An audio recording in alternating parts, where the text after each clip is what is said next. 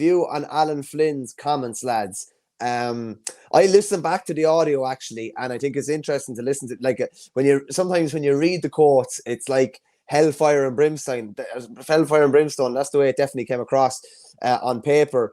The way he said it was there was a fair bit of passion in it. I don't know what you think. I think lads will use any bit of motivation that they can. He was asked about it, I think, pre-county final. He didn't make any comment on it. But like I said it to you before, and I said in this show several times, the 15 or 20 minutes after on a pitch, after a win or a loss, that's when what someone really thinks comes out. And that question was kind of thrown his way, and he volunteered the information. He wasn't really pushed on it or anything like that. It was clearly something he wanted to get off his chest. Listen, I don't know about what you think. I thought he should have been on the tip panel last year, whatever about anybody else. I think he's good enough to be on the tip panel. He's been on it for the last 5 or 6 years. I think he's very good kind of utility player anywhere, probably between 5 and 9, maybe even across the full back line as well. That obviously stuck in his craw. And imagine when he was dropped, the club said, and John O'Mara started thinking, this lad has, a serious bee in his bonnet here. I'm going to get him to lead the club, and hopefully it'll help get us over the line. And eventually it did. But what do you reckon? There was only 2 Kiladangan lads on the tip pan last year, Barry Hogan and James Quigley. And as you said to me, James Quigley was let go during the season. For a team that's been so competitive at club level, are they being underrepresented? Were they thrown under the bus? Well, I think Alan Flynn actually did quite well in the last couple of seasons, and it hasn't been a great Tipperary team. There was some green shoots last year. Ultimately, it wasn't that successful, but there was green shoots. The previous 3 years were a bit of massive wastage for Tipperary, we'll say. Didn't really go anywhere, didn't make up much ground. Very frustrating to watch. So for any player, you didn't really have a platform to show your best. But there was times during the Winter All-Ireland run. Was that 2021 that the Winter run was? 2020. 2020, sorry, I mixed them up at times. He picked up Cian Lynch. He was designated for Cian Lynch that day against Limerick. Yeah, and that didn't work out. But there was other games where I thought he was quite good. I'm fairly sure he was midfield against Cork in another game, possibly down in Limerick. And I thought he was quite good. Like, he was brilliant first touch and good utility player, can play, in lots of different positions. So I think he's quite a good player.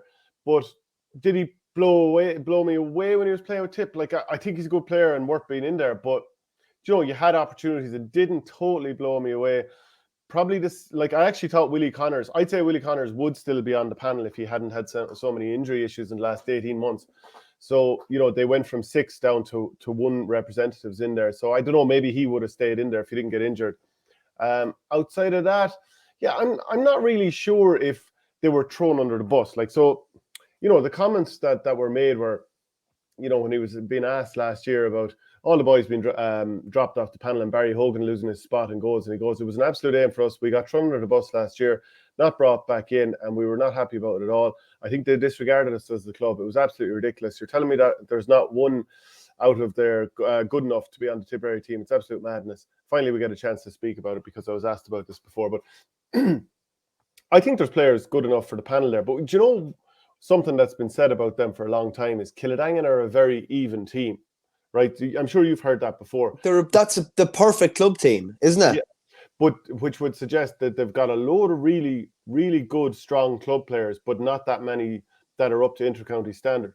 Now, there's definitely a few with the potential to be there, and Alan is among those, who could, be a very, very good intercounty player. And do you know what? I think number one, the blood is up in the period after. You play a big match or something like that, and he's finally had a chance to speak. So I think he may have used more colourful words than he might have wanted to. If he could go back, would he do it slightly differently? Maybe. But what I think is that you can it's not just, okay, I can finally speak about it. I think it's finally an opportunity for it to come out, but sometimes it bursts out. So maybe he wouldn't say it the same way again. As well as that, Shane, as well, there was you probably don't follow the racing that much, but Jim Bulger made a claim a couple of years ago that doping was rife in racing. And but he made the comment not like as an out of form trainer who was begrudging other successes or whatever. He made it as like a classic winning trainer who was a week before that, after winning a big race, like Alan Flynn, you kind of have earned the right to say exactly what you think when you're after winning and you're after proving something wrong. Like, I'm sure this is something that Maurice Shanahan and Noel Connors would love to have done. I'm sure they'd love to have had some opportunity to, when you're after winning, just say even like Noel was dropped and Passage were in a county final the year after. And I'm sure if they'd won and he was asked, I'm sure he would have said, I had a point to prove or whatever. And I'm sure they're like, that's something that probably will annoy them, I'd say, for the rest of their days, the fact that they were cut away. And it sounds like it's the same with the Kiladangan lads as well. But like, I don't know about you, but like, has Alan Flynn cut his own throat as regards ever hurling for Tipperary again? I don't know. Maybe again, that's why I think maybe if he does have, because he was asked previously, and I think he said that he would be open to it again. And that's why I think that maybe the blood could have been up a little bit. And I'm not entirely sure if he'd wanted to say it that way. Look, maybe he did. Maybe he did. We don't know. We're speculating. But like, you look at Eugene Brannigan, who was a wing back for Kilcoo, been brilliant over the years. A couple of years ago, it was actually, I think, May 2022. Or maybe somewhere slightly before that. And he just said, I have no ambition to play for Down. Yeah, it was May 2022. It was after he got the Club Footballer of the Year award, yeah. And then who did he play for last year? Obviously, Conor Laverty, his clubmate, ends up taking over the county and he's playing away. So these things can change. Conor Heaney says Kiladangan are the anti-Patricks well. So he's saying they've got those three megastars of hurling and then after that, they don't have an even team. It's funny you say about Alan Flynn. Like, imagine if Darragh Egan was manager, who he spoke very favourably about after, and basically took a pop at Wexford for the way he was treated as well. Been let go despite the fact that a lot of the players wanted to keep him on. The blood was definitely up, and you kind of feel like, I don't know, you kind of probably feel like you can say anything. With a previous commenter there saying, is this why GA people aren't let talk to the media a lot? Because sometimes they'll say whatever they want, or there'll be no filter or whatever. But I love that he said it. Like, I love the honesty. Even if the blood was up and he said more than he wanted to, or maybe he said less than he wanted to, but I like the honesty. Oh, I'd be 100% the same as you. Listen, I don't think Liam Cahill is precious either. If Liam Cahill thinks Alan Flynn or anybody else from Kiladangan is good enough to be on the Tipperary squad, I genuinely don't think this will have any effect. Liam Cahill will call in whoever he thinks will help get him over the line in games and will help Tipp prosper. I'd be very surprised if he doesn't give Sean Hayes a call. Maybe he'll give Alan Flynn a call. You wouldn't know. But just from dealings with Liam Cahill, I don't think this would have any effect. I think maybe he'd see it as, this lad has a fire in him, and I wanted someone with a bit of fire in him. Hey, if you're Liam Cahill, your ears must be burning a lot recently. Davy Fitz has had a few pops at him now, Alan Flynn, and he's at home, and this is going on around him. But like, Sean Hayes, like, all right, okay, so of the Kiladangan lads, so you're looking at Willie Connors, Paul Flynn, Alan Flynn, Billy Seymour, Sean Hayes, I suppose. Barry Hogan, James Quigley. Who would you see as Liam Cahill, Michael Beavens type player? Probably someone like Sean Hayes, I have to say. And why? I've just been blown away by his pace, his power, his ability to break the line. Like, he looked, any games I saw him in, I was like, oh, this lad is a fella that looks like he hasn't been exposed to inter-county really, but he looks like a lad that's in inter-county shape. He's actually going away from fellas. And like, if you look at like Cahill's style, what is it? Power, pace, breaking lines, been able to break a line, been able to break a tackle. I think he looks tailor-made for it. I think he's someone that could grow a foot, even if he was brought into an inter-county setup, and they're playing a style that suits him. And I honestly think he'd be tailor-made for it. Now, I think Alan Flynn would fit into the Tipp system very well too. He's not 6'3" or anything like that, but he's fast, he's robust, he's very, very good in the ball, smart on the ball, and he's able to score from distance as well. So, and like Barry Hogan is obviously going to be contesting with Rhys Shelley for the number one spot. So they'd probably be the three at the minute, I would say. Yeah. So you're just like, I think Billy Seymour is a quality hurler, but I'm not sure if he's a turn take on his man type player. But maybe you go in there for, like, he's had Liam Cahill over him before, so maybe he would go in and do that. But I'm not sure on the face of it if that's his game. I don't think it's Paul Flynn's game. The best form I've ever seen Billy Seymour in, and you've ever seen him in, was under Liam Cahill, which is promising. And maybe he'll just take a bit of time to mature, but maybe he's ready to go in now and really stake a claim. I've said it to you before, like, I think Paul Flynn is one of, if not the best club players in Tipperary. He might fall in that bracket of he might fall in that bracket of being a really elite club player, but maybe not, and that's no criticism whatsoever, because what he does at club level is outstanding. And he took a couple of chances he got with Tipperary a couple of years ago. I just thought, style wise, I'm not sure he fits into a Cahill system really. Yeah, I think Declan McGrath could be someone that Liam Cahill would be interested in. I think I was asking Shane Brophy and Eamon Kelly on Tipcast yesterday, and they reckon he's about 24. So he could be somebody that they look at.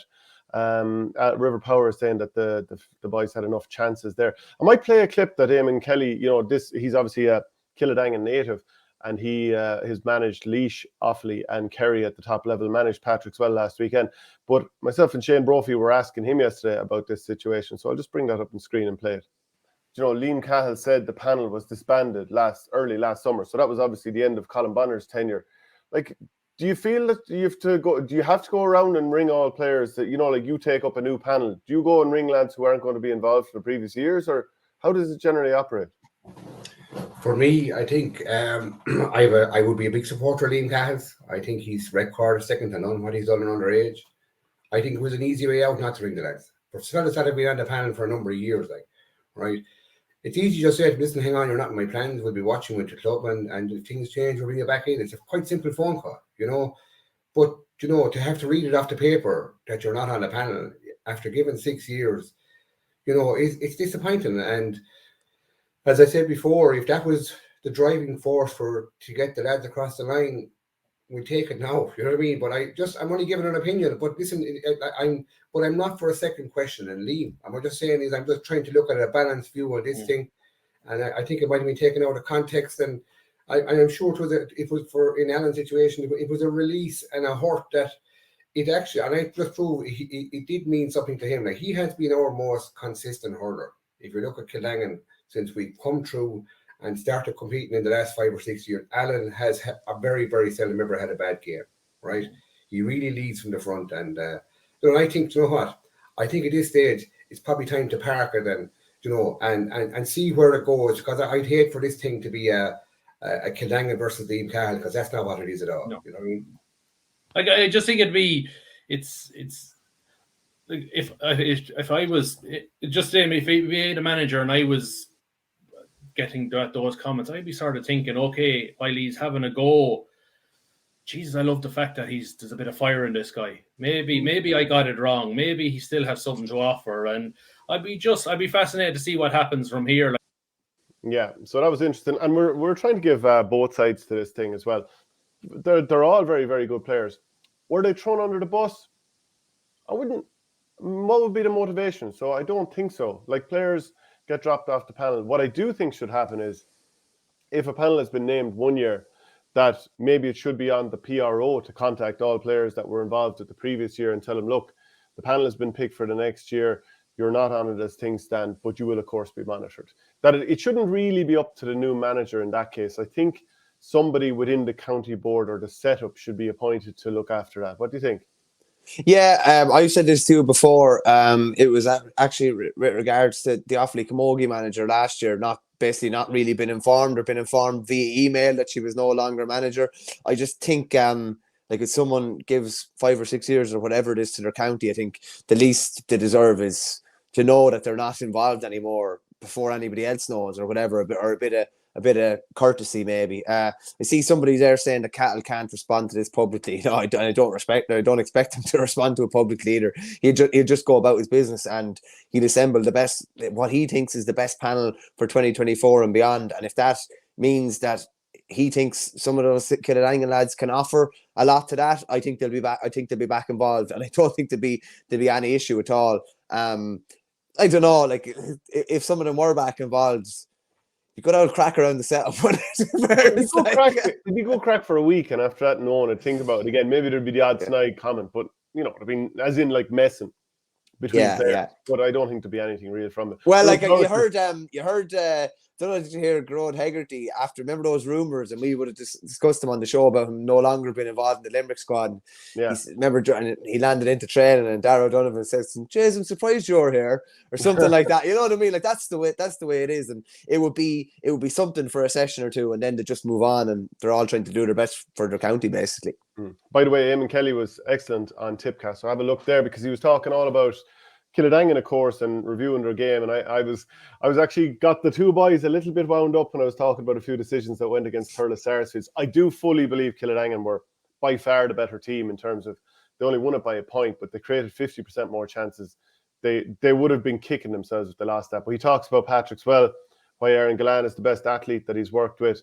And how brilliant Keane Lynch is and all that. But the nature of Galane's injury as well, that could keep him out for a while by all accounts.